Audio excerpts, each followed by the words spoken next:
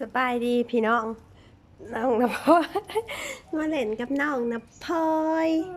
น้องนะพ่อยนอยู่หน้าบ้านนางกินข้าวอยู่นางกินไปกินมาเจอหอยทากพี่น้องนี่หอยนะพ่อยบอกว่าหนูกลัวตัวใหญ่เลยพี่น้องนะพ่อยเลยยานจ๊ะอีโอ้ยห้ามร้องปากพี่ตองอ่ะใส่กระดานใส่ที่ใส่ที่ไหนหอยทากเหรอนี่ไงเรากำลังจะไปหากินอาหารก็เอา เดี๋ยวอยู่แล้วพลอยกินสิโอ้น้าพลอยจะกินข้าวเองดูงาม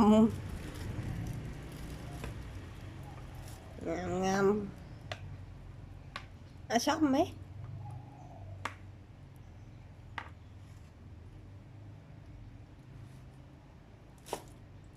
เพราะคำน้อยหน่อยคำใหญ่เกินไปแล้ว มีน้ำซุปมีข้าวมีไข่ตุ๋นมีปลาดุก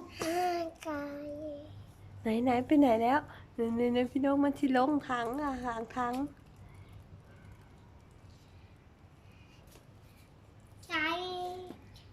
ใครกลัวไหมอ่ะพลอยกลัวหรือไม่กลัวเนี่ยโอ้ย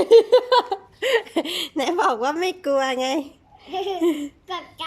ตกใจเฉยๆเหรอเอามือเอามือเอาไหมพี่ตองจับให้เอามือก่อนจ้านั่นแหละ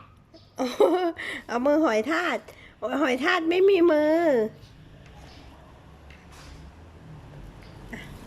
งำ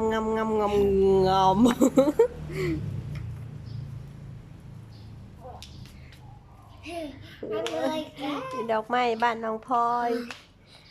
มีดอกอะไรคะกล้วยไม้ไหนนี่เขาจะตกลงแล้วน้าพลอยไปรับสิเดี๋ยวเขาเจ็บไปรับไหมรับที่ไหนอ่ะเอามือไปรับเอาเป้าเจ็บป่ะแต่พวกเขาไม่เจ็บสี่มือนะพลอยไปรับเห็นป่ะ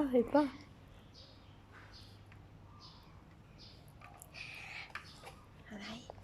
น่ากลัวไหมพลอยกลัวไหมไม่กลัวไม่กลัวแล้วใครวิ่งเมื่อตะกี้นี้ใครวิ่งหนูอยากกินน้ำเอามือหอชอบนั่นแหละเอามือเนี่ยเฮ้ยเตะจานเข้ากันได้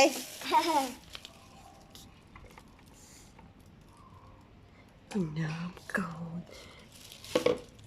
นกินข้าวด้วยคนเก่งเอามือจ้าพี่จ้าเจ๊นะโอ้ยเป็นไง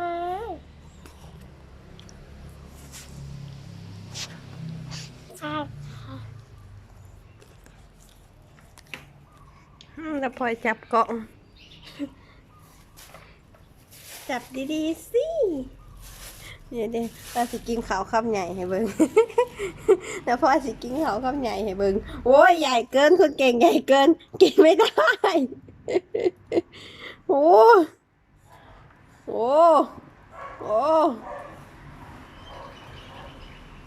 ใหญ่เกินแล้วทำไมกินข้าวคำใหญ่เคี้ยวให้ได้ด้วยนะอุ้ยบ้านจะพังแล้ว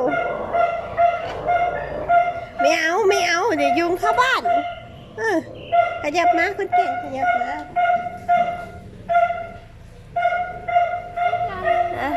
เดี๋ยวบอกพี่น้องหอยมันสิลงเลยบ๊ายบายน้องพลอยสิกินข้าวต่อเลยน้องพลอยกินข้าวต่อเลยน้องพลอยเล่นการ์ตูนบ๊ายบายพลอยจ๋า